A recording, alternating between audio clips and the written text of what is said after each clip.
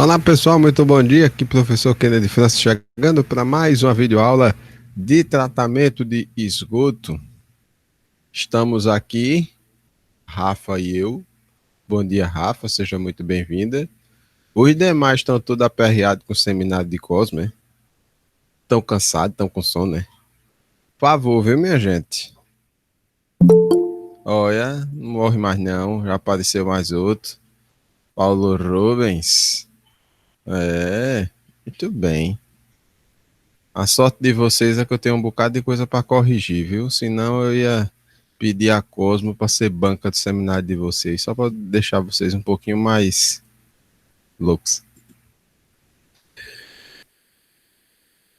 Acochar é bom. Olha, Paulo Rubens também, seja muito bem-vindo, tá? Para os demais que estão acompanhando no YouTube, muito obrigado pelo carinho da sua audiência. Os alunos que estão acompanhando assincronamente, né? Tudo aperreado com o seminário de Cosmo, né? Então, não se aperreiem, vai dar tudo certo, mas não, por favor, não deixem de olhar a aula aqui do teacher, tá? Bom, sem mais delongas, hoje a gente realmente começou atrasado porque tivemos aí problemas técnicos. O computador, eu acho que o computador diz assim, as férias começam quando, né? Então ele deu uma travada aqui meio complicada, mas a gente resolveu. Então, para a gente não perder mais tempo, vamos projetar a tela inteira para vocês, né? Para que a gente possa seguir a aula de hoje, né? A aula de hoje que é um complemento do que nós vimos ontem, né? Ontem a gente teve a abordagem, né, das noções de reuso do efluente, né? E hoje a gente vai falar alguma coisa sobre critérios, critérios para tratamento de esgoto, né? Então, deixa só a gente organizar aqui a vida. E aí, meu filho, vai apresentar ou não vai? Vai, pronto. Lembrando sempre que o material a seguir é uma videoaula apresentada por mim como material de estudos do Instituto Federal de Pernambuco para fins de atividades remotas nesse período de excepcionalidade sanitária da Covid-19. Né? Seu uso, cópia e ou divulgação em parte ou no todo, por quaisquer meios existentes, somente poderá ser realizada através de autorização expressa minha e do Instituto Federal, né? Caso contrário, estarão sujeitos às penalidades legais vigentes. Eu digo sempre que todos aqueles que solicitarem o compartilhamento do material, né, autorização para compartilhar, eu terei o maior prazer em fazer isso para fins educacionais.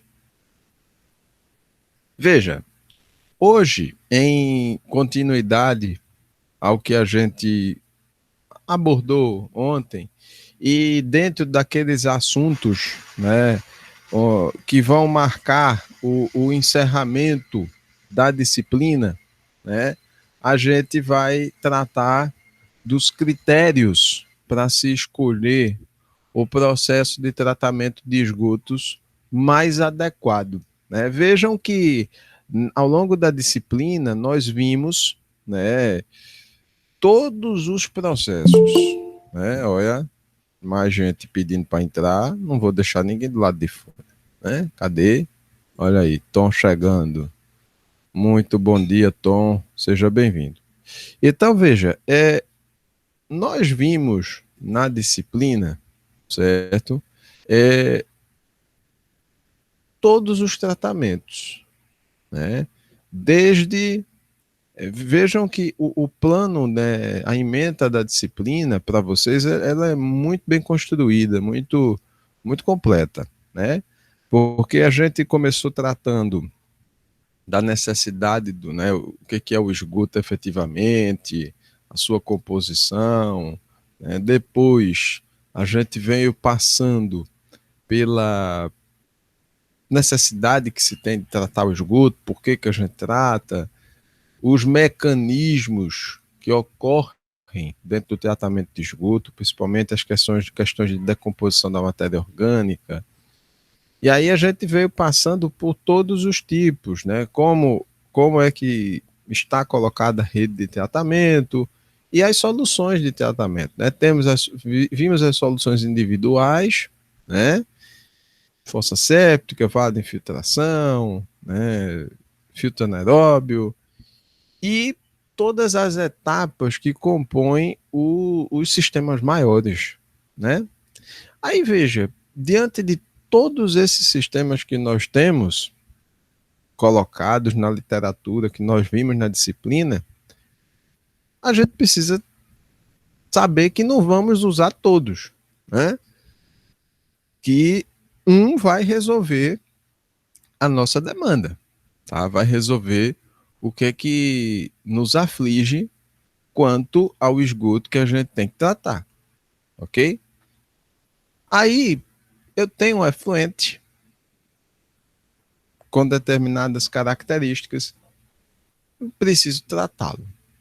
Como é que eu faço? Então, essa é a grande pergunta que nós técnicos nos fazemos. Né? E as respostas dessa pergunta a gente procurou responder dentro da disciplina. Né? Então, a gente tem, por exemplo, temos aí um exemplo clássico que a gente falou aqui e que eu vou retomá-lo agora, são os efluentes com carga hidráulica não, carga orgânica, poluição muito alta. Então, nesses casos, a gente de fato tem a necessidade de buscar um tratamento combinado, né, para poder ter a maior eficiência possível na remoção dessa carga. Então, a gente viu exemplos aqui, normalmente você usa, né, lagoas, né, anaeróbias, seguidas de facultativas, para poder, né, dar uma reduzida nessa carga, para tratar bem esse efluente. Então, obviamente que cada efluente tem a sua característica e por ter a sua característica vai ter o seu tratamento mais adequado, né? Então, para você escolher os processos de tratamento de esgoto, dentre os processos de tratamento de esgoto existentes, aquele que melhor vai se aplicar ao seu caso, a norma brasileira 12.209/2011, ela traz essa luz para lhe ajudar, né? Então, existem perguntas que você precisa fazer. Né? São aqueles, eu vou comparar com trabalho científico. Trabalho científico, você tem a hipótese, que são as perguntas científicas que vão mover a tua pesquisa, né? Que vão te instigar a ir atrás de responder aquela dúvida que você tem. Não é? Essas respostas elas poderão ser positivas, elas poderão realmente dentro daquilo que você pensa que vai acontecer, confirmar ou não confirmar aquilo que você está pensando, mostrar uma outra coisa, né? Então, veja, que perguntas são essas? Qual é o tipo de efluente que vai ser tratado? Qual é a composição? É um efluente doméstico? Águas servidas? Ou é um efluente proveniente de matadouro? Como nós já vimos aqui, que tem uma carga orgânica altíssima. É uma dificuldade absurda de você tratar. Então, a gente precisa entender isso porque, obviamente, efluentes com características diferentes, você não vai precisar tratá-los da mesma maneira, né? Então, não justifica, por exemplo, né, para um efluente simples, né, doméstico, você usar um sistema de reator anaeróbio de fluxo ascendente, por exemplo, né? E tem uma característica, né, bem mais específica. Então, você pode usar soluções mais simples para fazer esse tratamento, né, e não precisar despender tanto recurso, tanta mão de obra, às vezes, para tratar um efluente de maneira mais simplificada. Né? Então, veja, a gente tem aqui alguns exemplos, porque os processos físico-químicos, né, por exemplo, eles são bem recomendados para remover poluentes inorgânicos, metais pesados, óleos e graxas, sólidos sedimentáveis em suspensão, através de coagulação e floculação, matérias orgânicas não degradáveis, né, não biodegradáveis, sólidos dissolvidos por precipitação química, compostos através de oxidação química. Né? Então, toda essa gama de efluentes, né, os processos físico-químicos presentes nos processos de tratamento de esgoto que a gente viu, né, desde a entrada de aeração facultativa ou mesmo mais intensa, seguida de processo de decantação, né? Todas essas etapas elas vão ser aplicáveis a esses processos, né, a esses tipos de efluente, né? O uso desses processos físicos e químicos, né? Químicos, normalmente da colocação de substâncias, de coagulantes, para poder fazer com que esses flocos, né, de sujeira se unam, né, e sejam retirados de maneira física, tá? Ou mesmo eles sedimentem, né? E na questão química, na utilização desses compostos para que isso aconteça, né? E aí, quando se tem sólidos voláteis, né, sejam eles dissolvidos ou mesmo que estejam suspensos, né? Por outro lado, o tratamento biológico ele vai ser o mais indicado, né? Por exemplo, num sistema de lodos ativados, como a gente viu, né? Lodos ativados com aeração prolongada, né? Você tem aí uma eficiência de DBO para remover alta, tá? Perto dos 90, 95%. Né? Justamente por quê? Porque esses sólidos dissolvidos ou mesmo em suspensão, você tem nesse tipo de tratamento biológico uma condição maior, né, e mais adequada para remoção. Então vejam que a gente tem, quando a gente tem aquela coisa mais simples, mais comum, né, os físico-químicos eles se aplicam muito bem, não é?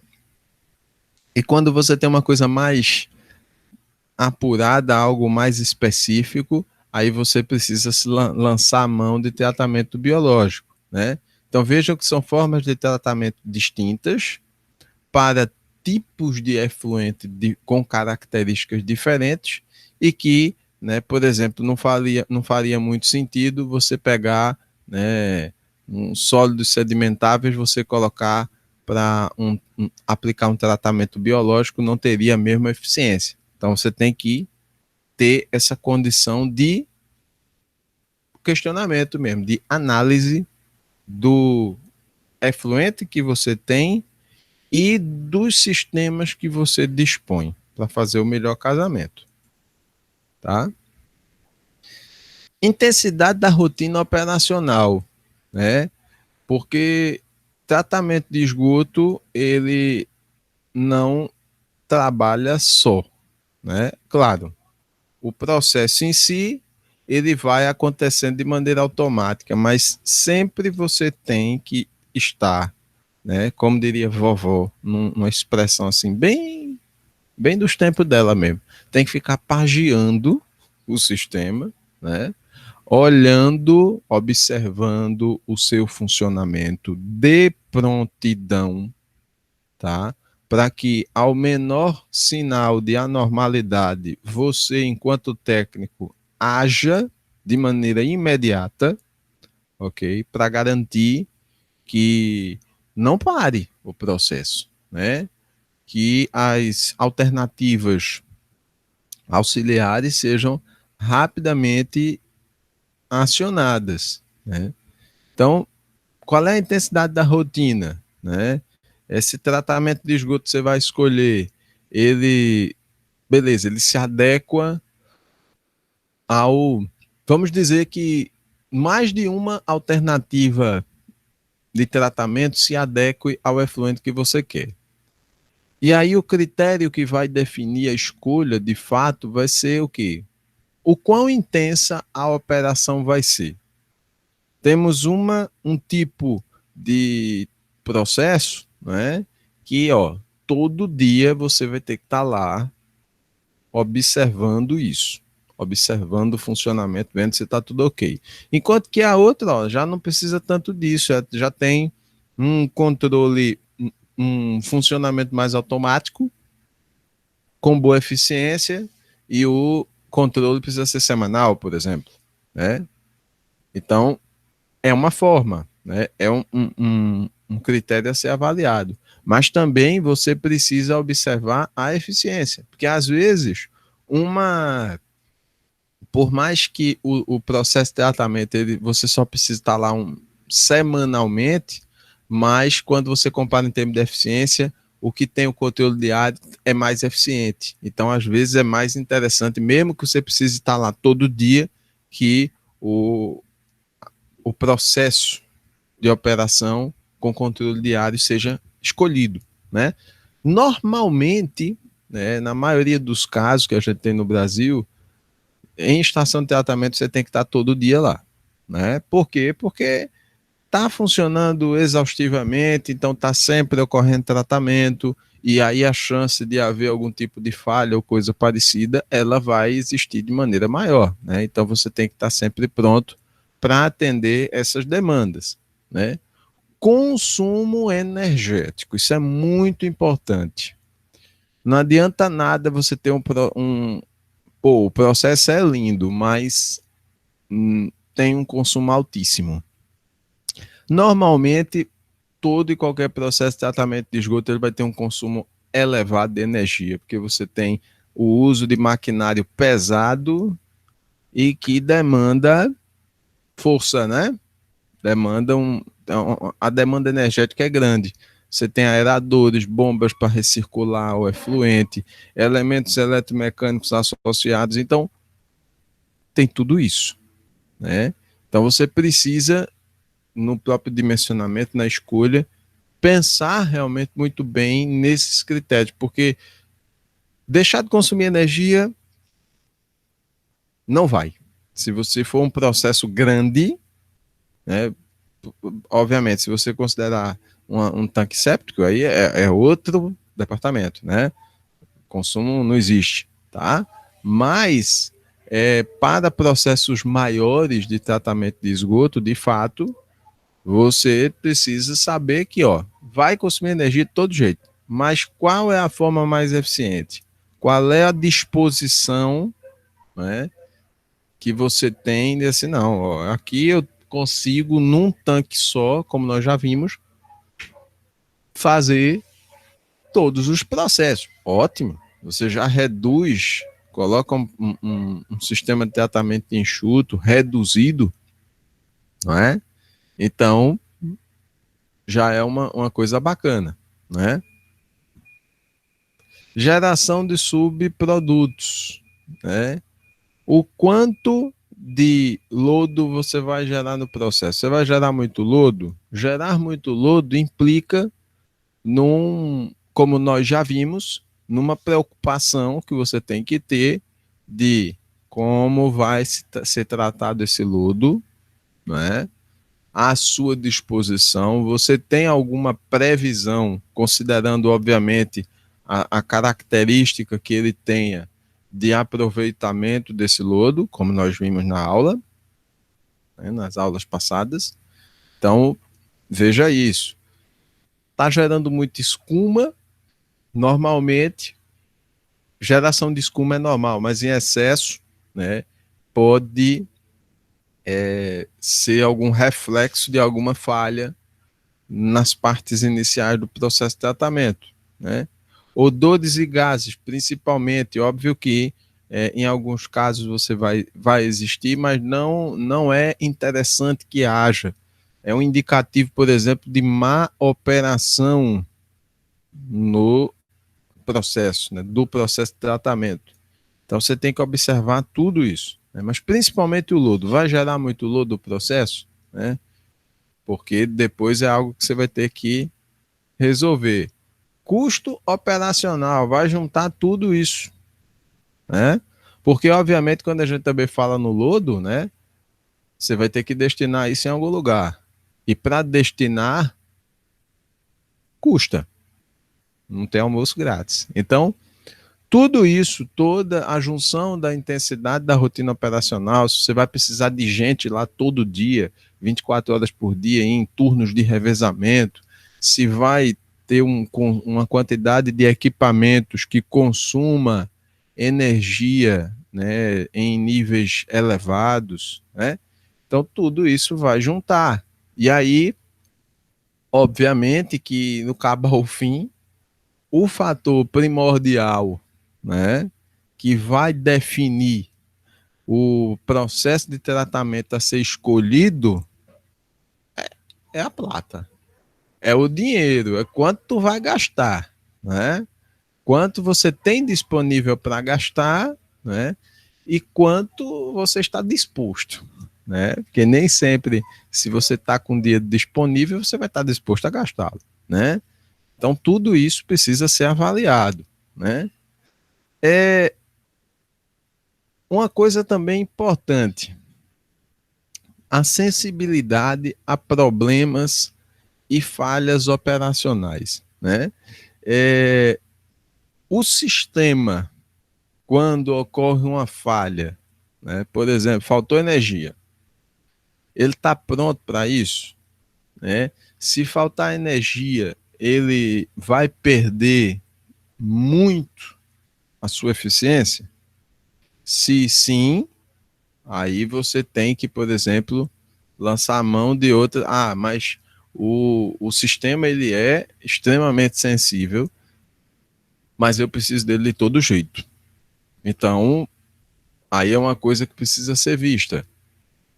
Se você não tem outra alternativa e essa é a mais eficiente, então você tem que buscar, por exemplo, uma intermitência, né, nesse fornecimento. Então, uso de geradores, de fontes auxiliares, no breaks, coisas do tipo para quê? Para que o sistema não pare. Agora, se você tem alternativas similares, né, e que não demandem isso, então é melhor que as use, né, para depois não ficar com a mão na cabeça, pensando assim, meu Deus, e agora parou tudo, né? O, o sistema parou de funcionar, e aí como é que fica, né? Então, tem que ver tudo isso. Descarte de lodo, se houver algum tipo de problema relacionado a isso. Né? A limpeza dos equipamentos, porque lembrem-se, não é? Vão haver manutenções preventivas, né? Onde você busca evitar o problema antes que ele aconteça, ou mesmo quando ocorrer um problema de operação e que vai ser necessário parar o sistema para poder limpar, trocar alguma peça que falhou, chegou ao seu limite de uso, né? Então, se você parar o sistema, como é que fica, né? Ele depois, quando você voltar a rodá-lo, né? Ele vai funcionar contento ou você vai precisar, por exemplo, de um sistema auxiliar. É aquilo que eu sempre falei. Quem tem dois tem um. Então, normalmente, quando você dimensiona esse tipo de sistema, você tem que pensar numa alternativa, no famoso plano B, tá? Mesmo que seja uma duplicação do seu plano A, tá? Para justamente evitar desarranjos nessas questões aí quando a gente fala de falhas ou problemas operacionais, tá? Confiabilidade do processo em atender os objetivos de tratamento. Não adianta você escolher o processo, não, porque eu quero aquele dali porque eu sou fã, né, daquela, sei lá, do reator anaeróbio, tá? do tanque anaeróbio. Eu sou fã dele porque é um princípio massa e não sei o que. Você reduz uma quantidade da matéria orgânica num nível, né, bem satisfatório. Beleza. Só que quando você vai ver ao final do processo que você quis, e aí, eu preciso descartar o efluente. Quando eu olho o nível lá de DBO, de DQO, e que eu vejo o, o padrão que eu devo lançar, não chegou. E aí? Né? Eu quero ter um produto de água para reuso. Quando sair o produto desse sistema que você tem usado, escolhido porque achou massa, não serve. A água não está em condição de ser reutilizada. Então você precisa escolher por um processo de tratamento que, além de reunir todas essas qualidades que a gente viu até então, ele dê, lhe entregue como produto um efluente tratado, né? Um efluente em condições, não é, de ser reutilizado, tá? Então, não adianta nada você ter, né, essa vontade toda de usar um determinado processo se ele não for adequado para esse produto final aí que você vai receber, né? Gil, seja muito bem-vinda. Chegou já pertinho na parte final da aula, mas seja bem-vinda, tá? E os impactos socioambientais: estética, apropriação da comunidade, percepção do usuário sobre a estação de tratamento de esgoto, odores, proliferação de vetores, ruídos. Ou seja, nós precisamos ser bons vizinhos, né? Quando da presença da estação de tratamento de esgoto em áreas com densidade populacional elevada, a gente precisa pensar nisso tudo aí. Quais são os impactos socioambientais que esse processo de tratamento vai levar para a área onde vai ser instalado, tá? Então, veja, proliferação de vetores, odores, né? No caso de odor, é quando você tem uma operação ruim, com falha, né? Proliferação de vetores só se realmente houver uma coisa muito grave aí, né? Você vai ter a presença de ratos, de bichos do tipo, não é? Então assim, estética, né? Como é que, do ponto de vista estético, né? Essa estação vai estar lá colocada. Vai ser aquele mondrongo gigante que o povo vai olhar assim e vai dizer, né?